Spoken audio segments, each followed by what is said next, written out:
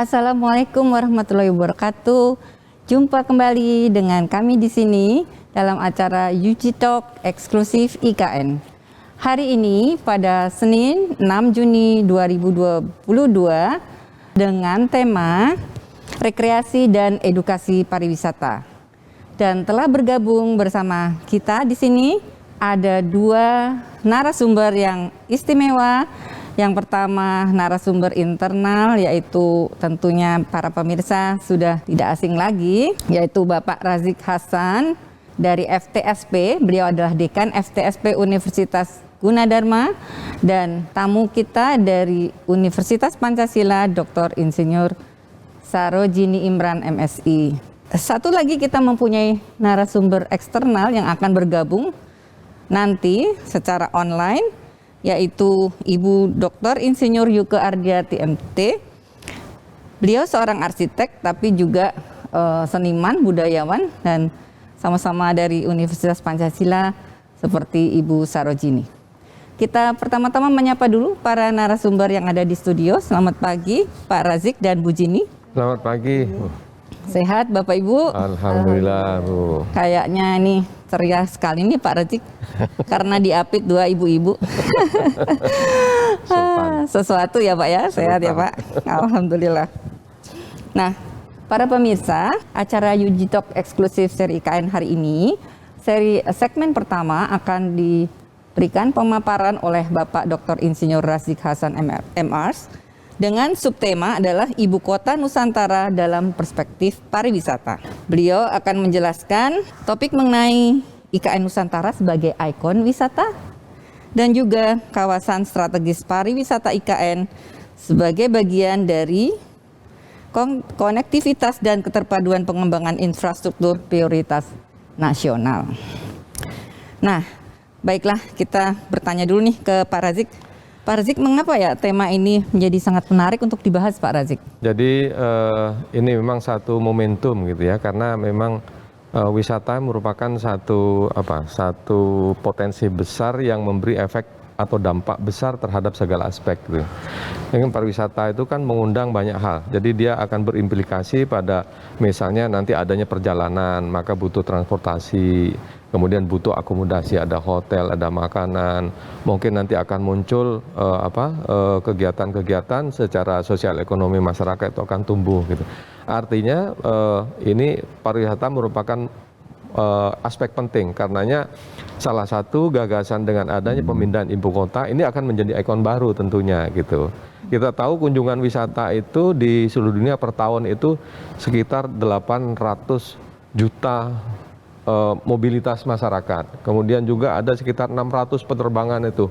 Itu artinya ini menunjukkan 600 juta ini menunjukkan bahwa pariwisata merupakan satu potensi besar yang akan berimplikasi luas gitu. Jadi itu karenanya ini akan menarik untuk dikaji, IKN dicoba dilihat dari aspek itu gitu.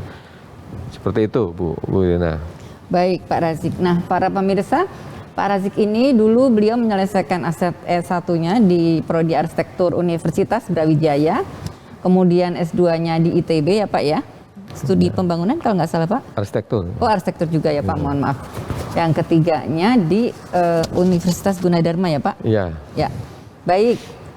Untuk tidak berlama-lama kami persilahkan Pak Razik untuk menyampaikan paparannya Pak. Baik, terima kasih. Jadi saya mencoba jadi karena ini saya pembicara di awal gitu ya, jadi saya mencoba mengajak pemirsa untuk melihat ya bagaimana ibu kota Nusantara ini nanti dilihat dalam perspektif pariwisata. Jadi ini IKN sebagai ikon wisata. Jadi di sini pariwisata itu sudah menjadi industri, bukan sekedar rekreasi gitu ya, tapi di sini industri jasa yang berkembang dan memiliki potensi pertumbuhan yang sangat besar gitu. Dan ini tentunya menjadi perhatian penting tidak hanya oleh negara tapi juga oleh masyarakat baik internasional secara keseluruhan. Karena ini menunjukkan bahwa pariwisata ini mampu mempercepat laju pembangunan sosial ekonomi di seluruh dunia gitu. Nah, momentum adanya IKN ini untuk dipindahkan, bukan dipindahkan katanya Bu ya istilah yang sebelumnya, jadi kembalinya katanya. Kembalinya ibu kota ke Pangkuan Kalimantan Timur karena ada Kutai Kartanegara sebagai kerajaan pertama di Indonesia. Nah, ini artinya ini ingin menyedot perhatian, mencoba membuat momentum baru bagaimana pariwisata ini ditunjukkan dengan satu pemindahan IKN ini. Bisa lihat di gambar itu sekarang di titik nol itu orang belum ada apa-apa sudah berduyun-duyun datang ke sana itu. Ini artinya menunjukkan bahwa ini ikon penting nih gitu. Jadi kita bisa lihat di foto ya, di beberapa kalau di TV-TV nasional gitu digambarkan bagaimana IKN sekarang menjadi ikon baru wisata. Masyarakat belum apa-apa sudah berduyun-duyun ke sana gitu. Tertarik semua, ya. Pak. Kemudian lalu saya coba melihat apa sih sebetulnya pariwisata gitu ya. Secara definitif kan sebetulnya intinya adalah pariwisata itu pergerakan orang. Jadi satu fenomena yang menunjukkan adanya pergerakan orang dalam aktivitas yang ini dicoba diabstraksikan oleh setiap orang ya untuk beraktivitas. Jadi arahnya kepada aktivitas konsumtif. Jadi segala hal itu bisa dijadikan pariwisata. Tergantung bagaimana kita meng-create itu sebagai sebuah ikon gitu untuk dikunjungi oleh orang. Jadi pengertian pariwisata nanti terkait dengan rekreatif artinya bahwa pariwisata itu adalah satu fenomena yang menyedot orang untuk datang membuka intuisi itu bersifat rekreatif gitu. Nah, dengan adanya itu maka ikon pariwisata ini kemudian akan menjadikan aktivitas yang konsumtif. Dia menarik aspek-aspek lain gitu ya. Adanya tuntutan produksi. Tadi seperti produksi ada produksi misalnya transportasi, produksi akomodasi, produksi penginapan ya, mulai dari bintang 5 sampai homestay gitu. Kemudian juga makanan. Kemudian perlunya monumen-monumen atau museum-museum untuk memperkuat bagaimana peran wisata itu nanti menjadi satu pola konsumtif gitu. Nah, dari sini konsep pariwisata berarti adalah pergerakan orang dengan dua elemen yaitu perjalanan dan tinggal ke tempat yang tidak biasanya gitu. Jadi ketika orang berkunjung keluar dari kebiasaan, maka itu sebetulnya adalah elemen dari pariwisata. Jadi dia bergerak dari satu tempat ke tempat yang tidak biasanya. Kemudian biasanya pariwisata itu bersifat sementara dan untuk waktu yang relatif singkat. Kemudian tentunya juga aktivitas pariwisata ini berbeda antara aktivitas penduduk dan dengan pendatang. Nah, ini nanti akan menjadi momen-momen bagaimana mencoba mengakomodasi ya perbedaan antara pengunjung dan penduduk setempat. Kemudian tujuan utama pariwisata yang pasti adalah rekreatif, bukan untuk mencari tempat tinggal atau pekerjaan. Kemudian yang terakhir, konsep pariwisata adalah kegiatan kesenangan, waktu luang dan berdasarkan keinginan sendiri.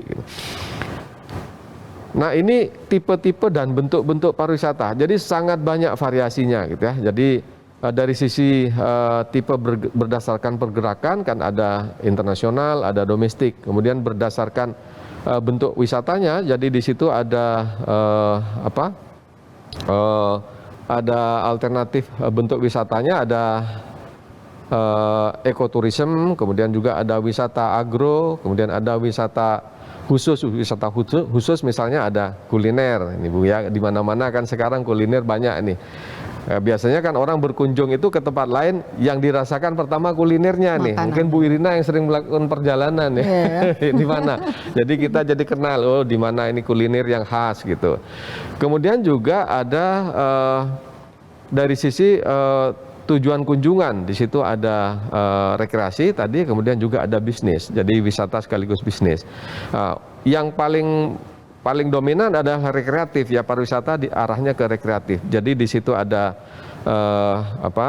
pelaksanaan kegiatannya, misalnya ada kegiatan sosial, kegiatan budaya, kegiatan family, kegiatan alam, ada religi, ada medis, dan ada sport gitu. Jadi ini variasi rekreatif terkait dengan pengertian pariwisata tadi gitu. Nah, salah satu contoh misalnya, ini ada kegiatan wisata medis. Kita dulu sama Bu Irina sempat berkunjung ke Penang ya Bu ya. Iya, Nah, Pak. Penang itu kan dikenal sebagai Medical tourism. ikon kesehatan kan ya. Iya. Medik gitu ya. Jadi kalau berkunjung ke Penang itu, saya waktu itu pernah waktu mau nukar rupiah dengan ringgit Malaysia, ada ketemu teman ini Bu. Terus ditanya, kok nukar ringgit mau ke Penang? Siapa yang sakit? Gitu. Nah, artinya bahwa itu sudah menjadi ikon gitu, ikon wisata. Ikon wisata. Nah, itu Sehat. mendorong itu. Jadi kalau seperti di Penang misalnya sebagai referensi, sejak di bandara itu namanya ambulan sudah berjajar itu untuk menjemput pasien ya, kunjungan. Nah, itu membawa keluarga ke rumah sakit, segala macam rumah sakit yang namanya supir sudah tahu.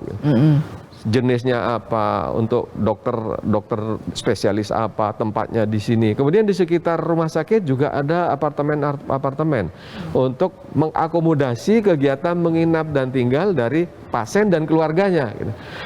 Jadi ini artinya bahwa pariwisata ini sudah membentuk satu jaringan produksi bersifat konsumtif gitu. Jadi ini akan mendorong tentunya juga aktivitas-aktivitas yang lain gitu. Sampai ke ke wilayah kotanya, misalnya heritage-nya itu juga kemudian menjadi ikon yang orientasinya juga mendukung bagaimana wisata kesehatan itu dibentuk. Ini sebagai satu contoh. Jadi ikon wisata ini akan memberi implikasi yang sangat luas gitu. Nah, tentunya di sini ada dampak penting dari pariwisata. Yang pertama adalah dampak positif dari sisi ekonomi. Ya pasti akan menghasilkan devisa. Di situ ada kontribusi untuk pembayaran, kemudian penyebaran pembangunan. Nah, kembali tadi ke Penang itu, di Penang itu setiap orang yang datang ke sana membawa keluarganya, itu kota itu dirancang sedemikian rupa sehingga membentuk jaringan kunjungan gitu. Jadi orang datang ke sini, bergerak ke sini, itu semacam sudah ada satu rangkaian yang direncanakan gitu. Artinya penyebaran pembangunan itu kemudian menjadi komprehensif gitu. Jadi ini sangat penting. Dan nanti di Indonesia salah satunya sudah dirancang bagaimana kawasan-kawasan strategis pariwisata nasional itu dibentuk dalam sebuah jaringan interkonektif gitu. Konektivitas ya. Ya. Kemudian efek pada pembangunan ekonomi secara umum, ya tadi, jadi ada banyak aspek yang kemudian tumbuh. Adanya kesempatan kerja gitu. Jadi ada berjuta-juta penduduk nantinya tentu juga akan mempunyai peluang untuk mengambil peran di dalam bagaimana pariwisata ini dikembangkan. Ya misalnya tadi ada transportasi, ada hotel, ada makanan, ada agen-agen untuk pariwisata, gitu, untuk transportasinya, gitu. Ada guide dan ada, ya itu artinya akan mendorong tumbuhnya kesempatan kerja. Dan juga ada manfaat sosial. Di situ tentu juga mungkin ada ada pengembangan pemahaman masyarakat tentang bagaimana budaya itu berkembang. Kemudian ada signifikansi pendidikan. Nah, tentu di sini juga akan turut serta dari sisi pendidikan secara ekonomi tentunya. Kemudian nilai politik ekonomi. Ini juga salah satu ikon dari IKN ini sebetulnya adalah tidak semata politik kenegaraan, tapi di sini ada politik ekonomi, ada politik budaya, ada politik teknologi gitu. Kemudian dari sisi sosial budaya terpeliharanya monumen yang menyimpan nilai-nilai budaya dan tempat-tempat bersejarah. Ini tentu juga akibat pariwisata. Karena banyak kunjungan maka itu akan ditingkatkan perannya. Kemudian ada pelestarian kebudayaan tradisional. Nanti ada seni, tarian, adat istiadat dan sebagainya. Salah satu contoh misalnya seperti di kawasan super prioritas Mandalika, itu hanya dengan adanya semacam legenda tentang upacara nyale, bagaimana seorang putri raja Seorang putri mau dipersunting oleh raja, tapi putrinya tidak mau, akhirnya menceburkan ke laut dan dilegendakan sebagai belut gitu. Itu kemudian menjadi ikon penting di Mandalika gitu. Jadi ini beberapa hal. Kemudian juga ada lingkungan, tentunya terpeliharanya lingkungan ya. Ya, mungkin bisa dipercepat mungkin Pak. Ya. Kemudian dari sisi ini maka visi ibu kota dalam kerangka itu nanti ibu kota Nusantara ini akan diciptakan menjadi kota paling berkelanjutan dunia gitu. Berkelanjutan di dunia. Kemudian simbol identitas bangsa Indonesia karena kekuatan kita adalah di keragamannya. Ada suku-suku yang banyak, ada karya-karya budaya, arsitektur dan sebagainya. Ini akan menjadi ikon penting. Kemudian penggerak ekonomi Indonesia di masa depan. Jadi di sini secara komprehensif tentunya juga akan ibu kota Nusantara ini visi ke depan akan sangat besar peranannya, apalagi tadi bahwa di ibu kota ini akan dijadikan sebagai referensi sebagai kota dengan keunggulan smart city.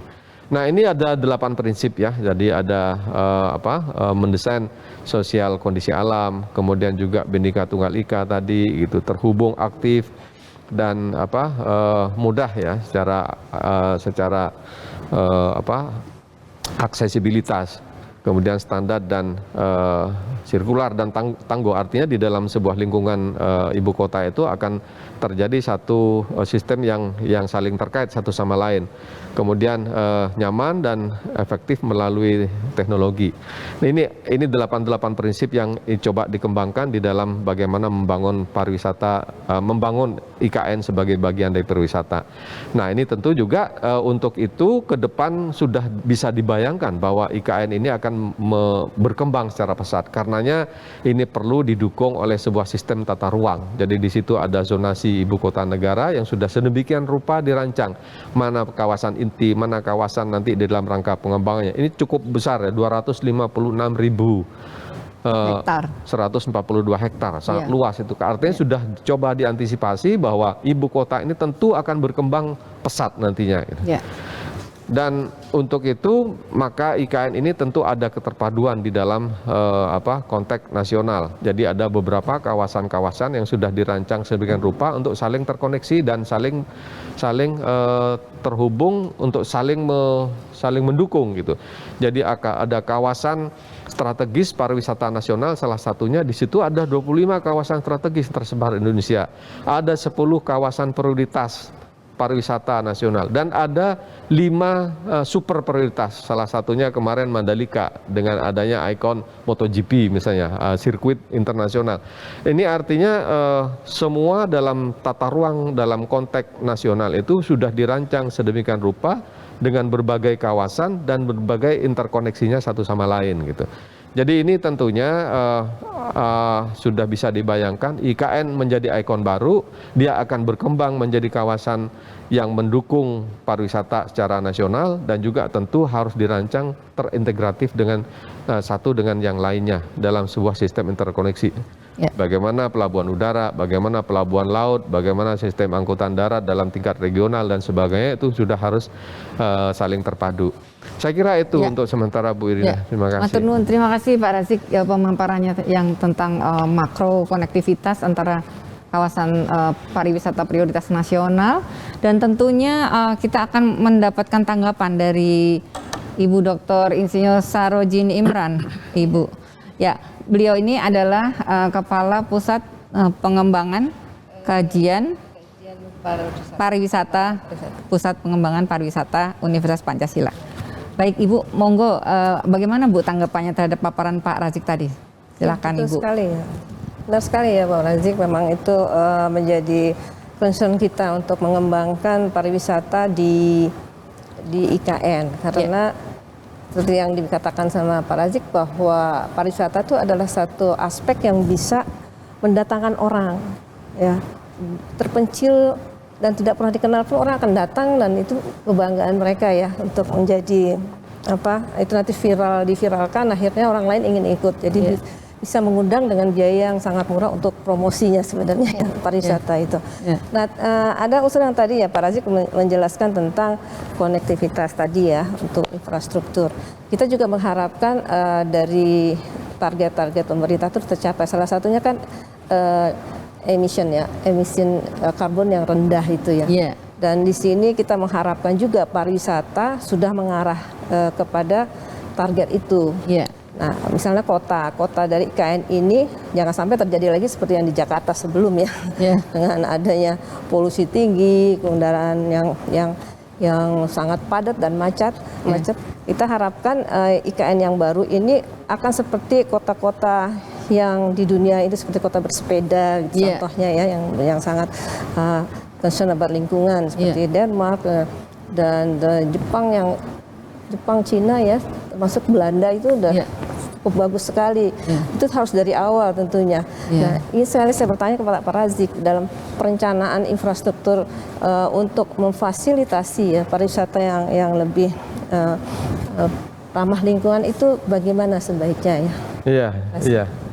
Ya, tentunya itu sudah menjadi bagian dari konsep tadi. Jadi ada clean energy. Jadi ada kemarin waktu beberapa sesi yang sebelumnya sudah sempat Ibu dibicarakan bagaimana pemanfaatan energi terbarukan itu bisa menjadi kata kunci di dalam pengembangan energi di IKN. Nah, salah satunya itu tentu juga ada dorongan yang kuat untuk penggunaan transportasi umum sebagai transportasi utama di dalam lingkungan kota. Kemudian juga interkoneksitas antara satu zona dengan zona yang lain dirancang sedemikian rupa menggunakan seperti misalnya tadi bersepeda, kemudian juga ada transportasi yang publik yang juga menggunakan sumber energi yang terbarukan. Jadi artinya dampak-dampak yang mungkin timbul ke depan itu bisa diantisipasi secara dini gitu. Karena harus kita kawal terus ya, Pak Razik, IKN ini kan dibentuk dari suatu ruang yang kosong gitu ya, bukan ruang kosong ya, dalam satu titik awal yang sama sekali baru, yang sudah demikian tentu dirancang dengan detail gitu. Tidak seperti Jakarta. Jakarta kan sebetulnya tumbuh ya Pak ya. Dia given ya, bukan satu tempat yang dirancang dari awal. Dia terima keadaan seperti itu dengan secara mendadak dijadikan ibu kota. Artinya sudah tidak dirancang dengan awal gitu. Nah, ini IKN di Kalimantan Timur ini yang sudah dirancang dari awal, tentunya seluruh stakeholder itu bisa berpartisipasi untuk mendorong itu, untuk melihat dampak-dampak yang mungkin timbul dari segala aspek, Ibu ya. Nah, tentunya tadi smart city sebagai kata kunci gitu. Baik, matur nuwun Pak Razik atas tanggapannya dan Bu Jini. Nah, kita akan menyapa narasumber ketiga, yaitu Ibu Dr. Insinyur Yuke Ardiati, MT. Apakah sudah hadir di Zoom? Halo Ibu. Ya, Assalamualaikum. Apa kabar Bu Yuke? Baik, terima kasih. Saya ingin menanggapi paparan yang pertama. Ya, monggo. Tadi kan ada kata kota yang berkesinambungan atau berkelanjutan. Nah, apakah kira-kira ide yang tepat untuk menyambungkan bagaimana konektivitas itu di dalam satu destinasi? Jadi kalau tadi pariwisata, tadi kan ada yang belum tersambung ya antara yang lama dan yang baru. Gimana cara menyambungkan itu?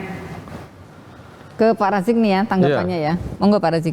Ya, artinya gini, secara makro kan sebetulnya di dalam tata ruang nasional, apalagi yang diperbaharui ya dalam rencana tata ruang wilayah nasional itu RT/RWN di nomor 13 tahun 2017, itu di situ sudah disusun berbagai kawasan-kawasan strategis dalam skala Nusantara. Jadi di situ ada beberapa kawasan yang tentunya ini diintegrasikan dengan sistem konektivitas tadi, baik dalam skala nasional, dalam regional, dan dalam skala lokal gitu. Ini saya ingat ketika kita sering berkunjung misalnya katakanlah kebetulan Gunadarma ini mengajak mahasiswa ke beberapa kota di luar. Misalnya ketika kita berkunjung di Beijing gitu, ada keharusan untuk mengunjungi satu titik titik-titik kunjungan yang diharuskan gitu. Yeah. Itu artinya bahwa bagaimana Konektivitas iya, satu disusun titik atau ikon-ikon penting di dalam skala kawasan, baik skala makro dan skala regional dan lokal itu sudah diatur sedemikian rupa gitu.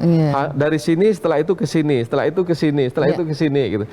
Jadi kemarin juga kan di Penang begitu, Bu. Misalnya ketika kita datang ke satu tempat, tukang becak pun tahu gitu. Kita datang ke sini, setelah itu diajak ke sini, setelah itu diajak ke sini. Konektivitas ya, Pak. Iya, artinya itu nanti akan dibentuk secara komprehensif bagaimana wisata itu menyeluruh gitu.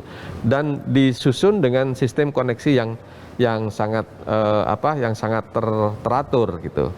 Jadi tentunya nanti di IKN juga begitu, di kawasan inti seperti apa dan di kawasan pengembangannya seperti apa. Baik. Itu juga titik-titiknya harus terkunci dalam sebuah sistem konektivitas. Baik, matur nuwun Pak Razik atas penjelasannya. Nah, para pemirsa di rumah, kita tidak terasa segmen pertama telah selesai dan waktunya akan kita sambung lagi di segmen kedua setelah pesan berikut ini.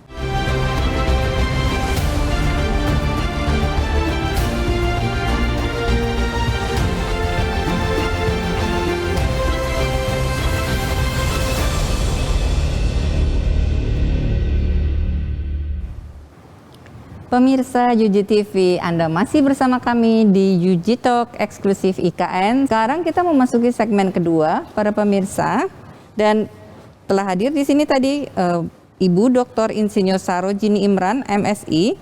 Dan pada segmen kedua ini, beliau akan membahas mengenai pengembangan wisata konservasi berbasis edukasi di IKN dengan poin-poin wisata konservasi dan edukasi, serta perencanaan wisata konservasi berbasis edukasi. Ibu Sarojini ini merupakan Kepala Pusat Kajian Pengembangan Pariwisata atau PKP 2 Fakultas Pariwisata Universitas Pancasila. Dan beliau menamatkan pendidikan S1-nya di Fakultas Teknik, Prodi Arsitektur ini di Universitas Pancasila. Dan magisternya di bidang antropologi di Universitas Indonesia. Adapun S3-nya, beliau adalah Doktor Perencanaan Wilayah dan Kota, PWK SAPPK Institut Teknologi Bandung. Baik, untuk tidak berlama-lama, kami persilahkan Ibu Sarojini untuk memberikan pemaparannya. Ya, baik Ibu Irina, terima kasih waktu yang diberikan. Ya, saya akan langsung pemaparan saja ya, karena waktunya yang terbatas. Ya. Kenapa di sini saya membawa tema tentang pengembangan wisata konservasi yang berbasis edukasi. Itu berbasis pada dari 8 prinsip dan 24 KPI yang dirancang oleh pemerintah ya, melalui dari Bappenas yang merancang itu untuk membangun ibu kota negara di Kalimantan Timur. Ya. Jadi kita bisa lihat ya. Nah, sebelumnya mungkin saya harus menjelaskan apa sih wisata konservasi dan edukasi yang di Indonesia. Di sini kita sebelumnya sudah melakukan beberapa penelitian untuk kawasan konservasi, termasuk konservasi laut yang ada di Kepulauan Seribu. Jadi di IKN yang lama itu kawasan konservasi di Kepulauan Seribu dan dijadikan tujuan wisata. Dan ini ada beberapa yang bisa kita kaitkan ya, harus penting adalah di dalam pengembangan konservasi, kawasan konservasi untuk menjadi wisata, yaitu pelestarian itu sendiri, terus bagaimana kebijakannya yang harus kita telusuri lagi gitu, dan ada kelembagaan. Nah, kalau kelembagaan dalam pariwisata tentunya kita tidak lepas dari pentahelix ya Bu ya. Situ. Semua termasuk kita ini dalam universitas terlibat di situ ya sebenarnya. Lalu bagaimana pengetahuan itu sendiri yang bisa diangkat untuk semua pendidikan, tingkat pendidikan, termasuk sekolah ya. Karena kita akan membina generasi muda nih yang nanti akan menjadi estafet pemegang pemerintahan. Tentunya pemahaman tentang pelestarian maupun konservasi itu harus sudah menyatu dalam dirinya seperti itu ya. Lalu yang terakhir itu adalah bukan terakhir ya, partisipasi masyarakat. Ini hal yang penting. Lalu juga kreativitas dari atraksi itu sendiri itu dalam mempromosikan wisata konservasi. Dari ini kita buat suatu rumusan masalah ya. Sebenarnya apa sih yang harus kita benahi atau kita fokuskan? Itu bagaimana sih kebijakan dan kelembagaan dalam pengembangan wisata konservasi yang berbasis edukasi pelestarian ini. Lalu dua hal, ada apa saja sih aspek yang dapat melibatkan peran masyarakat dalam hal ini ya untuk partisipasi dalam pengembangan kawasan destinasi di wilayah konservasi. Ketiga itu bagaimana merencanakan tata ruangnya sebagai kerangka kebijakan untuk mengoptimasikan alokasi ruang konservasi untuk jadi wadah ya wisata edukasi pelestarian. Sedikit men-share ya, kawasan konservasi itu di Indonesia sebenarnya bisa terbagi dalam konservasi alam. Alam pun dibagi darat dan air sebenarnya. Darat itu kan taman, hutan, suaka marga satwa. Lalu air itu ada laut, sungai, danau gitu ya. Dan sedang konservasi kedua adalah konservasi budaya, di mana lingkungan pemukiman adat bisa menjadi satu kawasan yang dikonservasi dan bisa menjadi destinasi wisata juga gitu. Kedua dari konservasi budaya itu adalah produk autentik budayanya. Jadi kita di sini nanti karya-karya apa yang bisa diangkat menjadi produk industri pariwisata ya, seperti itu. Lalu konservasi sejarah. Nah ini yang sedang mulai diangkat kembali sama pemerintah ya, termasuk juga di laut ya, bagaimana kapal karam itu ada nilai-nilai sejarahnya juga. Terus peninggalan bangunan maupun lanskap budaya itu kan lari kepada wisata heritage nantinya ya. Lalu artefak dan situs juga menjadi sasaran kita untuk mengembangkan ini konservasi, kawasan konservasi. Nah kalau kita lihat dari kebijakan area pelestarian itu ada pembagian, ada kawasan yang namanya kawasan inti atau core dari kawasan konservasi, kawasan utama. Nah itu biasanya hanya diperuntukkan bagi peneliti katanya ya. Itu peraturan sangat ketat untuk masuk. Yang dipertanyakan sekarang adalah siapa sih peneliti itu? Gitu. Apakah peneliti itu hanya profesor, doktor gitu kan? Padahal kalau dari istilah research itu adalah hanya ketika kita ingin tahu, kita mencari data, terus menganalisisnya, baru menyimpulkan. Dan itu bisa berlaku bagi semua orang, ya, masyarakat juga terutama anak-anak ya. Anak-anak itu kan memang kita didik untuk berjiwa riset gitu. Nah, jadi mungkin kita perlu pengkajian kembali siapa sih sasarannya untuk di kawasan utama ini. Tapi tentunya harus ada pendidikan bagaimana melestarikan. Jadi mereka datang tidak merusak. Mereka datang tidak membuang sampah, itu yang harus sebenarnya dipegang. Dan sistemnya gitu, jangan sampai terjadi wisata massal, tapi bergilir gitu, ngalir gitu ya. Terus jumlahnya tetap banyak gitu. Diatur ya Bu. Udah hidup terus. Nah, kedua itu adalah kawasan yang boleh terbangun. Itu sudah pasti ya, di dalam konservasi itu harus ada aturannya. Tidak sembarangan membangun. Dan memang diutamakan bangunan tidak permanen untuk menyelamatkan kawasan itu. Dan ketiga adalah kawasan pemanfaatan. Ini yang bisa memberikan income untuk masyarakat. Tapi saya pikir semuanya itu bisa menjadi kawasan yang untuk meningkatkan ekonomi masyarakat sebenarnya. Ya, ini ada beberapa undang-undang ya. Ada undang-undang nomor 2 itu kita mengkaji ya bagaimana penataan kawasan konservasi itu sendiri gitu. Mau dijadikan apa? Itu ada taman nasional, ada suaka marga satwa, ada taman wisata alam maupun taman berburu. Itu ternyata kebijakan itu boleh itu diadakan. Tentu ada dengan satu aturan tertentu. Terus ada bagaimana setiap orang berhak terlibat dalam perencanaan dalam kawasan konservasi. Jadi ya kita dari universitas, masyarakat luas boleh gitu melibatkan, berpartisipasi lah dalam hal ini. Lalu banyak lagi, satu adalah untuk memperdayakan masyarakat ini. Ini hal yang memang kita angkat. Kebetulan kita kan lebih fokus kepada komunikasi pariwisata yang berbasis masyarakat ya. Semacam desa wisata gitu Bu ya. Iya, jadi kalau bisa itu kan tanah mereka juga harus mendapatkan keuntungan gitu ya. Betul. Seperti itu. Dan banyak lagi undang-undang nanti kita bahas ya di sini diskusi. Nah, kembali kepada apa yang perlu kita lakukan khususnya di dalam dunia pariwisata. Kita tidak bisa terlepas dari program yang sudah dibuat, dicanang oleh pemerintah melalui ini program dari Bappenas yang saya ambil langsung ya. Bahwa ada 8 prinsip dan 24 KPI. Saya lihat di sini menganalisis gitu. Mana dari 8 prinsip ini yang bisa masuk dalam aspek pariwisatanya seperti itu. Dan hampir semua ya Bu ya bisa masuk gitu ya. Terutama yang pertama selaras dengan alam. Yeah. Itu kan dirancang untuk 75% ya, Betul. daerah hijau. Betul, Bu. Dan itu pun 65 daerah yang terlindungi dan 10% itu untuk dan bisa memberikan Dibangun. industri pangan untuk masyarakat. Yeah. Dan itu yang realitas sekarang itu baru 45 sebenarnya kawasan hijaunya atau kawasan lindungnya. Dan katanya akan menjadi tugas IKN ini untuk menjadikan 75 gitu. Itu luar biasa 30% lagi ya. Terus kita tanya itu jadinya siapa yang akan melakukan itu? Ya kalau pemerintah sudah sibuk banget ya untuk mengurus negara ini, untuk membangun IKN-nya saja sudah belum begitu panjang programnya. Itu nanti ada peran di sini dari pihak masyarakat ya. Masyarakat maupun stakeholder lainnya seperti kita ya, universitas atau yang tinggi bekerja sama dengan masyarakat sebagai pendamping. Dan kedua ada aspek Bhinneka Tunggal Ika. Ini Pancasila banget ya. Dalam arti memang segala aspek kita harus tanamkan juga untuk meningkatkan implementasi ya. Jangan kata-kata saja, tapi implementasinya apa sih gitu ya untuk di dalam IKN ini.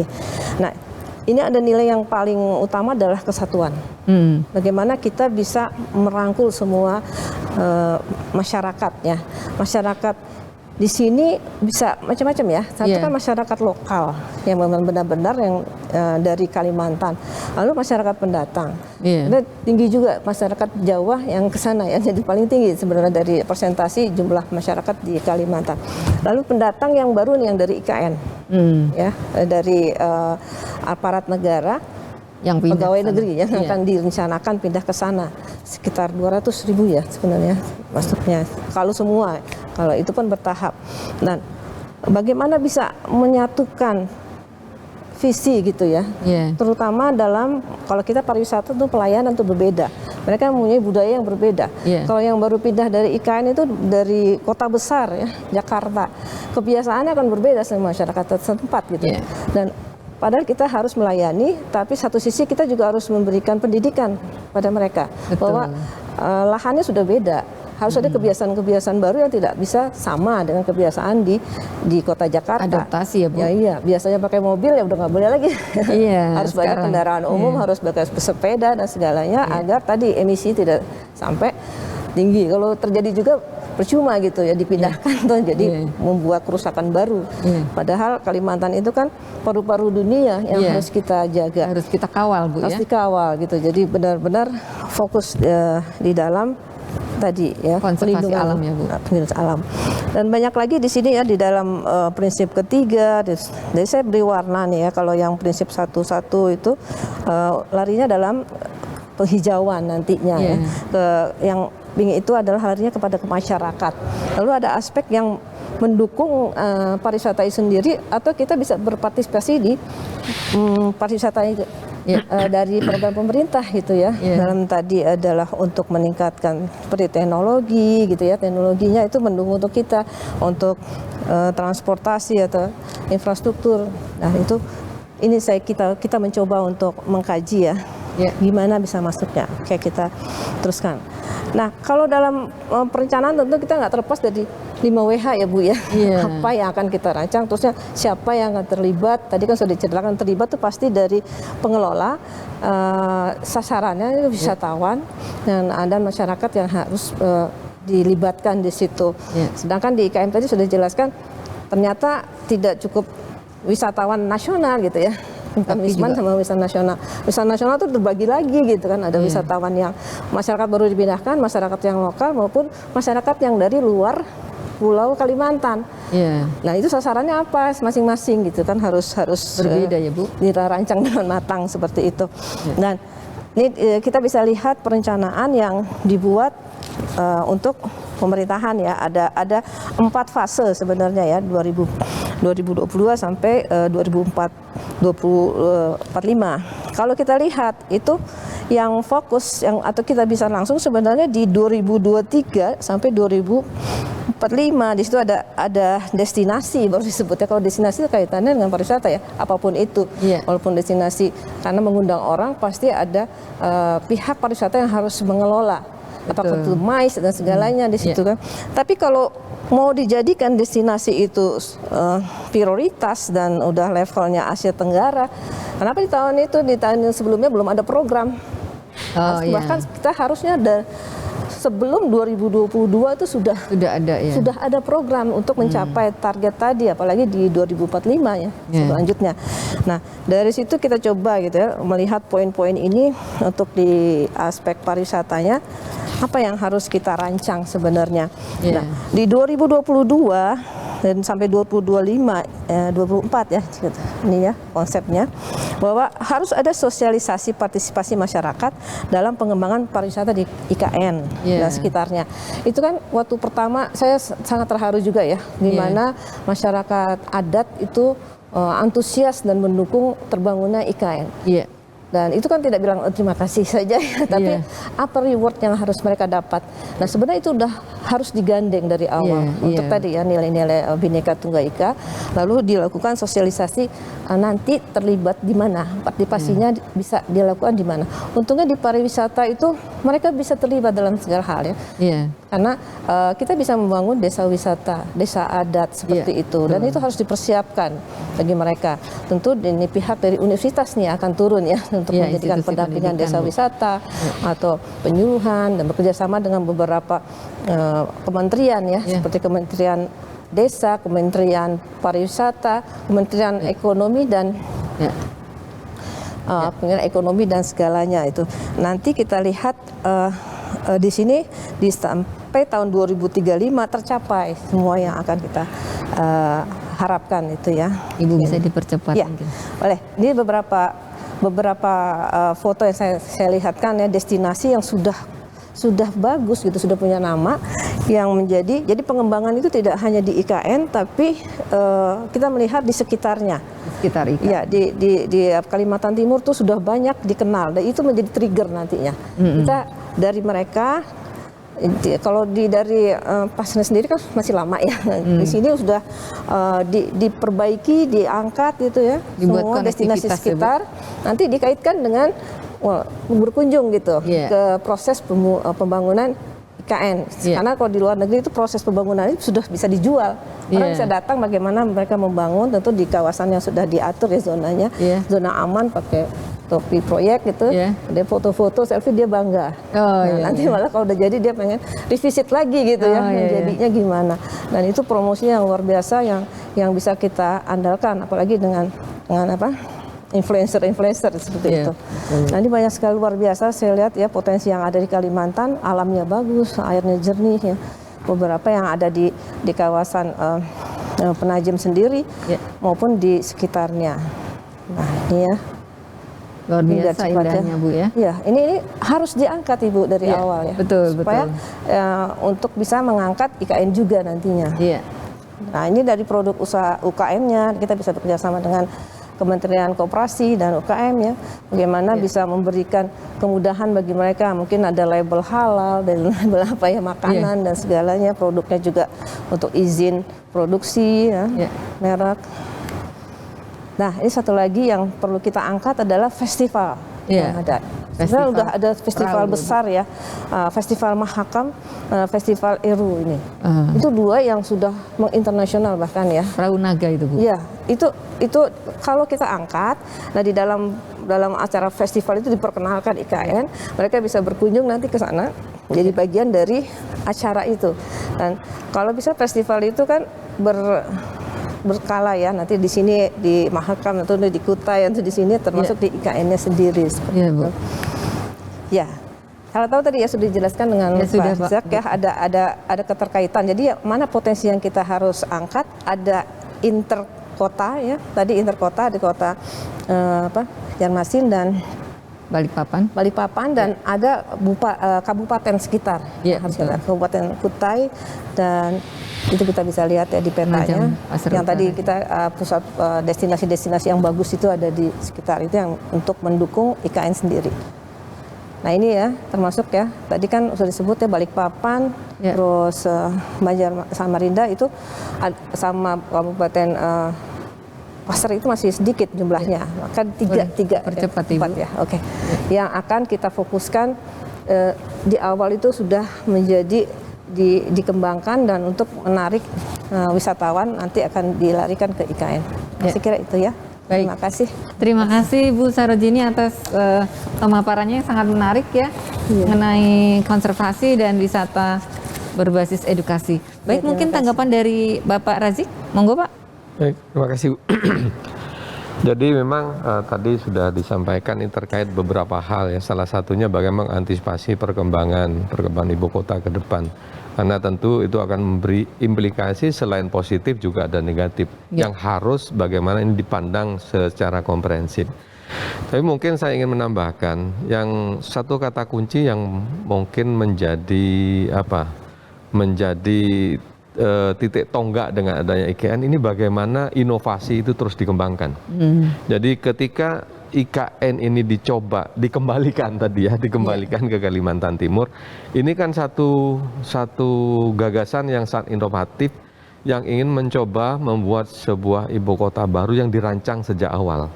Ketika ia dirancang sejak awal, maka segala aspek itu perlu dilihat betul gitu, baik dari potensi dan nanti kemungkinan dampak-dampak yang ditimbulkan. Nah, segala potensi ketika digali itu akan memberi implikasi rentetan ya. Jadi berdampak secara multi efek. Nah, ketika kita melihat ruang, jadi sebetulnya kan yang kita bayangkan adalah kalau konsepnya heritage kan sejauh mata memandang atau saujana ya, sejauh mata memandang itu akan menjadi titik-titik yang bisa dipilih untuk dijadikan ikon, gitu kan. Jadi apa sih sebetulnya yang dilihat dari alam kita ini dengan seluruh budaya dan sosialnya itu yang bisa diangkat sebagai bagian, katakanlah sebagai tujuan wisata misalnya. Ini kan satu upaya yang sangat kreatif yang dibutuhkan, nilai inovasi yang tidak pernah berhenti gitu. Salah satu contoh misalnya, saya kemarin juga sempat menyampaikan di Madura di Sumeneb terutama di tempat saya nih, itu kan ada kerajaan ya, ada kerajaan. Sejak Bupati periode sebelumnya itu baru ada festival budaya di Sumeneb itu. Sebelumnya tidak pernah ada. Artinya ini bagaimana leadership itu dibangun dengan gagasan-gagasan yang inovatif, sehingga di situ kemudian ada kirab budaya yang dimulai dari masjid ke keraton gitu. Masjid ke keraton itu dibuat sebuah kirab budaya, ada pemimpinnya menggunakan pakaian adat dengan kereta gitu, sehingga membentuk poros gitu. Dibuat narasi ya Pak, narasi untuk artinya pengetahuan yang digali dari nilai-nilai sejarah, dari artefak yang ada itu dikembangkan kembali, dibangkitkan kembali untuk mengedukasi masyarakat gitu, mengedukasi bahwa kita punya sejarah seperti ini, gitu. Sehingga membentuk poros dan implikasinya juga kemudian poros itu didesain sedemikian rupa, baik secara fisik dan juga secara, jadi ada aspek tangible dan intangible-nya itu dikembangkan gitu. Jadi di situ ada tari-tarian, ada kereta gitu, yang kemudian beriring-iringan, ada tabuhan, ada musik gitu. Kemudian juga ada partisipasi masyarakat tadi gitu. Masyarakat menjadi antusias, bangga kepada daerahnya sendiri gitu. Jadi bagaimana kreativitas yang inovatif ini terus-menerus digali oleh tentunya ini butuhnya leadership di sini. Butuhnya kepemimpinan yang bisa mengajak bagaimana potensi ini gali, karena kita punya wilayah sejauh mata memandang, Indonesia bertabur budaya, bertabur suku gitu ya dan sebagainya, yang itu sangat potensi dan kekayaan keragaman tentu budaya ini menjadi kata kunci. Tidak ada negara lain yang punya sebanyak kita gitu. Betul. Ini menjadi kekuatan tentunya. Mungkin bisa di next time itu kita paparkan lebih dalam lagi Pak untuk pendalaman tiap-tiap wilayah ya Pak ya. Iya, ya itu tentunya. Makanya ini kan itu kekuatan kita. Nah tentunya ini ketika dikembangkan, tadi seperti disampaikan bahwa ini perlu bagaimana mengendalikan pertumbuhan yang mungkin bisa jadi ada perubahan dari sesuatunya yang sepi menjadi ramai. Ya. Yang awalnya homogen menjadi heterogen gitu. Betul. Yang awalnya penduduk setempat datang penduduk pendatang. Iya. Ini bagaimana dicoba itu dikelola gitu. Ya, Nah, mungkin nanti kita perlu ada sesi khusus bagaimana dampak psikologi masyarakat ketika ada intervensi penduduk pendatang, atau bukan intervensi lah, migrasi ya penduduk pendatang masuk ke dalam satu wilayah yang awalnya homogen. Ya, mungkin waktunya untuk segmen kedua ini sudah habis, Bapak. Mohon maaf Bu, Ibu Yuka masih ada komentar atau mungkin nanti kita sambung di segmen ketiga saja Bu Yuka ya? Mohon maaf Bu Yuka. Ya. Baik, terima kasih Bu Yuka. Kita akan ketemu kembali di segmen ketiga para pemirsa dengan Dr. Insinyur Yuka Ardiati MT di sesi berikutnya yang tentu lebih menarik. Tetap bersama kami di UG Talk eksklusif IKN.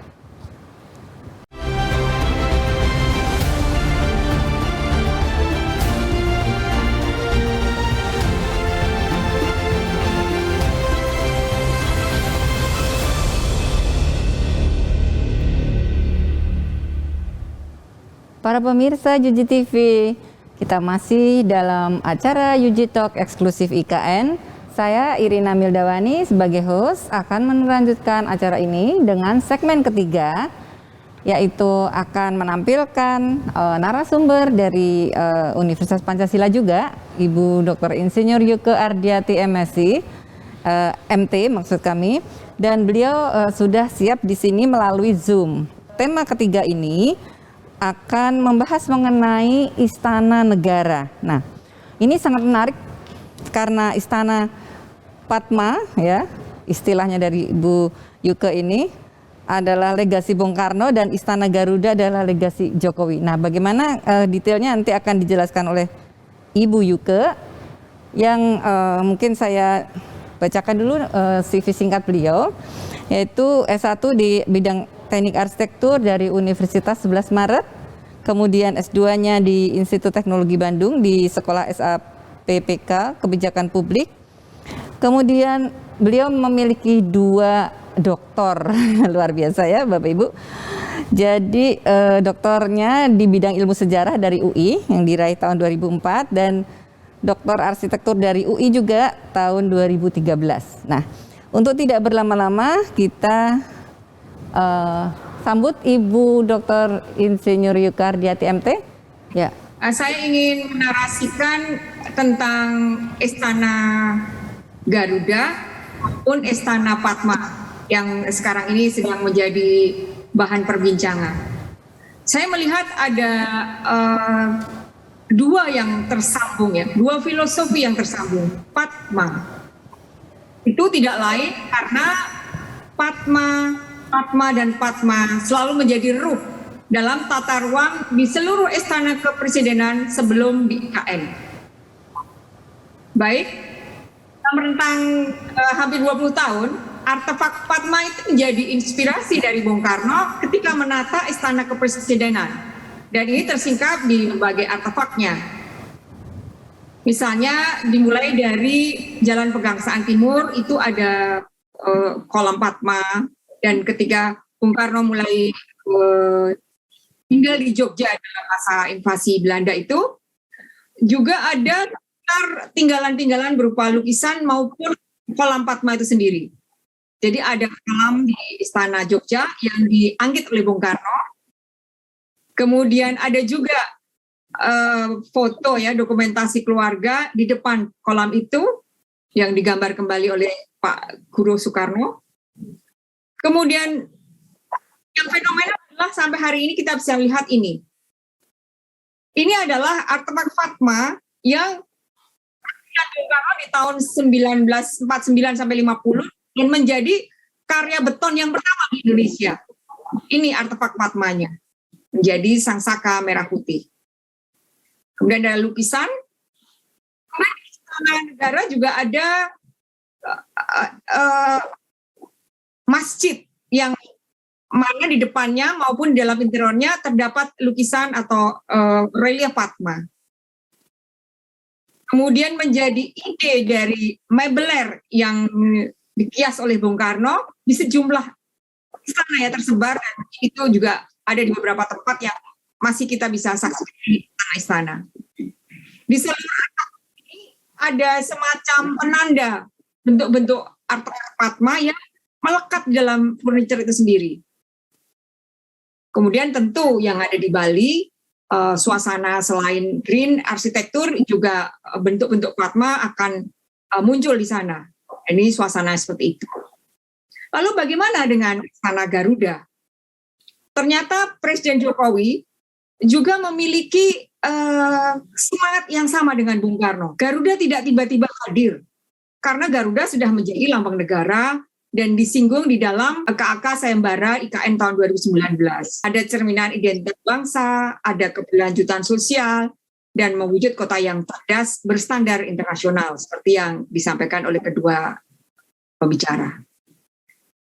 Dan Garuda menjadi ruh simbol metaforik istana IKN di Nusantara. Seperti ini yang kita lihat dalam suasana malam, ilustrasi yang disajikan oleh pematung seniman Nyoman Nuarte ketika bangunan ini akan menjadi gambar development. Seperti ini. Kemudian ini yang sering kita tampilkan dalam YouTube kita atau dalam media sosial. Jadi di dalam posisi Istana Garuda itu menjadi simbol pemersatu bangsa. Ia mengatasi segala perbedaan, mengatasi silang pandang, dan segala keragaman adat istiadat serta perilaku, bahkan perbedaan kepercayaan dan agama. Demikian kata perancangnya. Ini paket yang tersaji di studio Pak Nyoman Nuarte, seperti ini paketnya. Dan nanti Presiden itu akan bisa berada tepat di bawah paruhnya. Itu menjadi sebuah plaza yang mungkin demikian megahnya. Kira-kira seperti ini yang bisa dilihat secara 3 dimensi. Jadi bahwa ada susunan kabinet yang bisa mengambil tempat untuk diimplementasikan. Kemudian dia memang berasosiasi dengan Garuda, tidak terhenti sebagai tempat dan menjadi perwujudan pencapaian tertinggi antara seni, sains, dan teknologi. Perpaduan ketiganya akan mewarnai keberadaan bangunan ikonik di seluruh dunia. Yang kata Pak Nyoman, dan kedua simbol ini seolah-olah tersambung. Jadi sebagai warisan dari Bung Karno maupun Jokowi, untuk semua istana kepresidenan yang juga mengandung filosofi kepariwisataan menjadi objek yang maknawi ya. Jadi keduanya menyambungkan bahwa pernah ada istana yang dimiliki oleh Indonesia sebelumnya yang mengandung unsur-unsur Padma yang diambil dari kebudayaan Jawa kuno, dan kemudian simbol Garuda juga demikian. Jadi ketersambungan ini menjadi sangat menarik apabila ini dimaknai sebagai satu ikatan dari kebaharuan dari kelampauan yang pernah kita miliki. Jadi kira-kira kalau misalnya di dalam satu wacana ini bisa menjadi sebuah utuhan, keduanya dalam istana yang sebelumnya dan istana yang baru, itu mungkin bisa diisi oleh sejumlah karya-karya seni yang saat ini dimiliki oleh Bung Karno yang berjumlah ribuan. Dan itu menjadi perekat. Misalnya seperti yang kita lihat di Vatikan misalnya. Itu karya seni menjadi satu pemersatu dan menjadi sebuah magnet pariwisata edukasi yang luar biasa. Jadi kandungan daripada karya seni dan karya monumental dari sebuah land art. Jadi Pak Nyoman selalu bilang bahwa karyanya adalah land art, yaitu magnet yang timbul dari karya seni yang disajikan di satu kawasan yang menjadi sumber magnet atau sumber daya tarik dari kawasan itu sendiri. Barangkali mungkin ini bisa semacam wacana yang bisa disampaikan bahwa meskipun sangat limited atau terbatas ketika mengunjungi istana ini, namun barangkali tetap harus ada kesempatan rakyat untuk masuk ke sana, seperti misalnya di Parliament House di Canberra. Jadi kita menginginkan bahwa kita bisa mencapai ke sana sebagai salah satu destinasi wisata. Kira-kira demikian, moderator? Cukup dari saya. Baik, terima kasih Ibu Yuke atas paparannya yang sangat menarik ya. Para pemirsa, tadi Bu Yuke telah menyajikan atau memaparkan mengenai Padma yang menjadi ruh tata ruang istana kepresidenan. Dan kemudian yang kedua adalah Garuda menjadi ruh simbol metaforik istana kepresidenan di IKN Nusantara. Nah, saya ingin bertanya nih kepada Bu Yuke ya, mohon maaf nih Bapak Ibu saya izin bertanya ya. Jadi Bu Yuke, Istana Negara ini ternyata merupakan bangunan kenegaraan yang sangat bersejarah ya, yang tentunya mempunyai arsitektur yang sangat menarik gitu, dan dapat menjadi objek wisata edukasi Bu. Menyambung kepada tadi yang sudah dijelaskan secara makro oleh Pak Razik dan Ibu Sarojini. Nah sekarang bagaimana Bu caranya agar kita bisa membuat masyarakat ya, terutama pelajar dan mahasiswa untuk bisa kan tidak semua orang tertarik melihat istana ya Bu ya mungkin ya. Jadi bagaimana mereka ini bisa menjadi lebih tertarik dan bisa mengakses Istana Negara sebagai media edukasi demi kesinambungan sejarah dan identitas bangsa kita. Bagaimana Bu? Monggo Bu Yuke. Ya, barangkali kita bisa merapat kepada Mas Menteri ya untuk meminta tempat kepada Presiden bahwa kepada para itu sebagai satu bahan apresiasi. Jadi semua yang memiliki kartu mahasiswa misalnya diberi kesempatan untuk menyaksikan itu sejauh dia bisa menangkap atau kemudian memberikan report secara ilmiah dan kreatif barangkali ya untuk konten-konten tertentu demi dia sendiri jadi inovasi bagi dirinya maupun inovasi bagi apresiasi selanjutnya pada generasi berikutnya. Jadi kesempatan-kesempatan seperti itu kita harus coba untuk masuk karena kita nggak mungkin diberi kesempatan tanpa kita memberikan satu ide ya, gagasan itu. Saya kira Universitas Gadjah Dharma bisa menjadi leader dalam hal ini.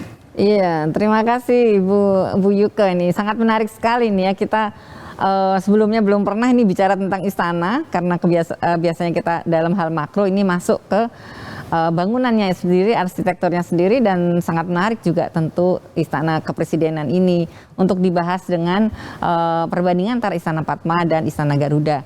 Nah mungkin saya boleh bertanya nih kepada Ibu Jini dulu untuk tanggapannya terhadap paparan dari Ibu Yuke tadi, kemudian nanti Pak Razik ya. Ya, monggo Bu Jini. Ibu Yuke senang bertemu lagi. Ya, Ibu Yuke itu benar tadi di IKN itu ada dua sasaran kita ya. Satu adalah sasaran untuk pariwisata yang lebih ke fokus kepada konservasi karena 75% harus dikuatkan di sana. Satu lagi kita harus fokus juga di dalam pusat kotanya ya, intinya itu ya. Apa yang bisa dijual di dalam pariwisata. Dan di sini untuk menghidupkan tadi ya, seperti museum Ibu, museum istana itu sedikit sekali yang mau berkunjung gitu. Bagaimana menggerakkan, kita jadi ingat lagi ketika masa dulu. Masa dulu di sekolah tuh wajib ya untuk bisa harus berkunjung ke museum, di mana dia harus mengumpulkan data, bertanya, dan lalu membuat satu tulisan yang ditugaskan pada gurunya. Nah itu mungkin bisa diterapkan untuk di destinasi yang di IKN-nya ya, dari gedung-gedung pemerintahan maupun tadi di dalam IKN sendiri banyak sekali kan, tematik sekali ya, dan tapi karena harus digerakkan siapa yang akan datang itu bisa dimulai dari ya tadi kita bicara edukasi ya Bu ya, dari generasi muda. Pengalaman saya waktu ke Jepang itu ya Bu, bergantian mereka itu berkunjung kelompok 1, kelompok 2 dan sehingga destinasi itu hidup gitu. Apakah itu istana dari budaya mereka dan segalanya. Nah, apakah ini bisa diterapkan ya Bu Yuke ya dalam istana itu, program apa kira-kira yang bisa mengkaitkan generasi muda ini? Kalau saya itu harus sistemik ya, harus dibuat gitu, bekerja sama dengan Mas Menteri, termasuk juga Pak Pariwisata ya, dan semua harus dilibatkan gitu, sehingga mereka itu adalah sasaran wisatawan yang sifatnya rutin. Ditambah lagi nanti yang wisatawan yang datangnya tidak rutin ya, berkala seperti tadi di musim-musim liburan saja. Tapi kalau yang hari tidak libur itu saya kira bisa gitu digerakkan dari sekolahan. Tentu ada diskon ya Bu. Ada diskon Bu. Apalagi kalau luar Kalimantan. Nah itu harus disubsidi sama pemerintah untuk menghidupkan rasa cinta negaranya akan tumbuh gitu ya. Rasa nasionalisnya akan tumbuh secara tidak langsung. Baik. Nah, mungkin paket yang saya tanyakan juga pada Ibu Nuke ya. Paket apa aja nih kira-kira untuk generasi muda pelajar itu bisa diberikan untuk bisa berkunjung ke istana? Enggak, Bu Yuke ada tanggapan? Konsep terintegrasi itu penting ya untuk menjadi gagasan akademik dari kami kita semua yang ingin ikut merayakan kehadiran IKN kita. Jadi, bisa berkumpul lah untuk melakukan itu. Bahkan bagaimana kalau wisatawan itu tour atau 2 hari atau seminggu, kemana saja yang harus dilewati, bisa menjadi satu paket dari yang kita usus. Terima kasih Bu Yuke atas tanggapannya. Baik, mungkin Pak Razik ada tanggapan lagi Pak terhadap paparan Bu Yuke. Terima kasih Bu Rina. Nah ini menarik sebetulnya, memang ketika ini narasi ini diungkapkan, itu kan mengundang keingintahuan. Apa sih Padma itu? Apa sih Garuda? Kemudian melebar menjadi makna-makna yang filosofis dan bagaimana itu diimplementasikan dalam arsitektur dan juga dalam aktivitas, terutama aktivitas budaya edukatif, wisata edukatif. Padma itu saya setuju sekali. Bung Karno selalu identik dengan itu. Karya Bung Karno itu di alun-alun Bunder, Kota Malang, itu juga ada tugu yang dirancang Bung Karno, dan itu kolam teratai, Bu. Nah sebetulnya Padma itu sejarah tinggalan sejarah Hindu kan, Hindu Buddha gitu ya. Termasuk Borobudur itu menurut Dwinkamp itu Borobudur itu dibangun di atas Danau Purba. Dan dalam konteks Padma itu adalah perantara dari air sebagai sumber kelahiran segala sesuatu gitu. Jadi pertemuan air, kemudian ada Padma yang mengambang, dan baru ada Borobudur di situ ya. Jadi Danau Purba, kemudian di bawahnya adalah Padma, dan di situ menjelma menjadi Kamadhatu, Rupadatu, dan Arupadatu kan gitu. Itu kan hierarki di dalam sejarah Hindu. Arupadatu adalah puncak tertinggi gitu, bahwa manusia itu sudah mencapai keinginan inovatifnya itu sudah berhenti dari peralihan dari fisik ke sesuatu yang non fisik. Karenanya di Borobudur itu kan stupanya sudah nggak ada budaya di atas Arupadatu. Nah demikian juga dibandingkan dengan Jokowi, terbang ini dengan keragaman budayanya, gitu. Keragaman segala sesuatu lah, Bhinneka dari Indonesia ini. Itu kan tadi seperti yang saya sampaikan, itu sebetulnya adalah kunci kekuatan kita untuk terus berkembang dengan berbekal keragaman budaya yang tidak dimiliki oleh negara lain. Jokowi ingin terbang dengan keragaman gitu ya, mungkin itu. Jadi saya kira menarik. Jadi ini kata-kata yang provokatif. Nah nanti ini akan mengundang narasi ini, mengundang orang untuk berpikir gitu, melihat bahwa segala sesuatu itu dari aspek filosofis kemudian bisa dikaitkan dengan banyak hal. Terima kasih Pak Razik atas tanggapannya pada Bu Yuke. Tak terasa para pemirsa, kita sudah hampir sampai di penghujung acara UG Talk eksklusif IKN seri 13 pada hari ini. Dan tentunya ini akan terus berlanjut. Minggu depan kita akan jumpa kembali dengan UG Talk eksklusif IKN. Saya Irina Mildawani sebagai host pada hari ini, mengucapkan terima kasih kepada para narasumber, Pak Razik Hasan yang telah hadir di studio bersama Ibu Dr. Insinyur Sarojini Imran juga yang hadir, dan kepada Ibu Dr. Insinyur Yuke Ardiati yang juga hadir melalui Zoom. Terima kasih Bu kehadirannya. Nah, terima kasih juga kepada para pemirsa yang telah memperhatikan acara ini, dan saya sebagai host mohon maaf apabila terdapat kekhilafan dalam memandu acara ini. Terima kasih sekali lagi, kita jumpa lagi, dan Assalamualaikum.